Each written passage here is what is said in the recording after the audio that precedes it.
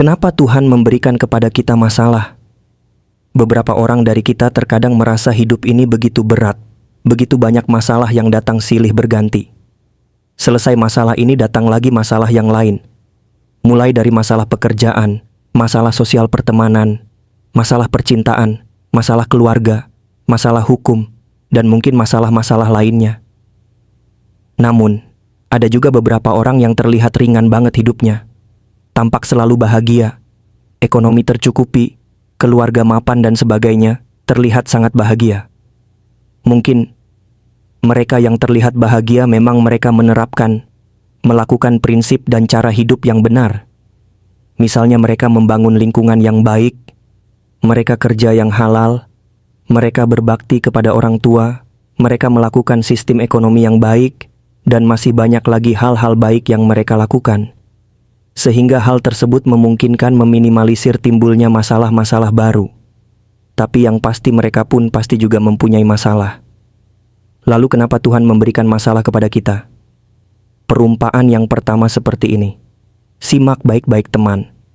Misalkan ada dua mobil berkendara menuju kota Yogyakarta dari Surabaya.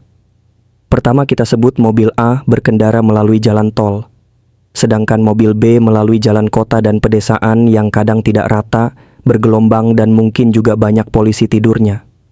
Maka yang terjadi adalah mobil A dapat berkendara dengan cepat karena memang jalannya rata dan mulus, dan dia dapat melaju dengan kecepatan 100 km per jam. Sedangkan mobil B mungkin hanya bisa dengan kecepatan antara 20-60 km per jam karena memang jalannya tidak rata. Tapi di sisi lain, jika terjadi kecelakaan atau tabrakan, mungkin yang akan terjadi dengan mobil A bisa jadi mobil tersebut hancur, meledak, atau bahkan menimbulkan kematian. Sedangkan kemungkinan yang terjadi dengan mobil B jika terjadi kecelakaan, peluang untuk selamat lebih besar karena memang dia jalannya lebih pelan, karena memang jalannya tidak rata. Dari kejadian mobil A dan mobil B, Tuhan menghadirkan masalah di dalam hidup kita, salah satunya agar kita lebih hati-hati dalam menjalani kehidupan ini, tidak mudah untuk berbuat dosa, sehingga kita akan selamat sampai tujuan, sampai kita bertemu Tuhan kembali. Dan yang kedua, kenapa Tuhan menghadirkan masalah ke dalam hidup kita? Alasan kedua ini tergantung sikap, harapan, dan doa kita. Karena masalah-masalah yang Anda hadapi bisa membuat Anda jatuh atau bertumbuh, tergantung dengan bagaimana caranya kita menanggapinya. Tuhan menginginkan dan mengajarkan kita bertumbuh melalui masalah-masalah yang diberikannya kepada kita. Contoh sederhana, saat kita belajar sepeda kemudian saat laju sepeda kencang sekali dan kita menggunakan rem depan, maka bisa saja kita terjatuh.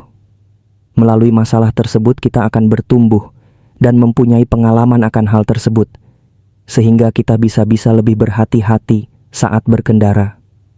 Teman-teman, itulah beberapa alasan Tuhan memberikan masalah kepada kita. Tujuan Tuhan itu selalu baik. Tuhan sangat menyayangi kita. Tuhan ingin kita selamat. Dan mungkin masih banyak lagi alasan Tuhan memberikan masalah kepada kita. Tapi kita harus selalu berprasangka baik kepada Tuhan, karena Tuhan selalu baik.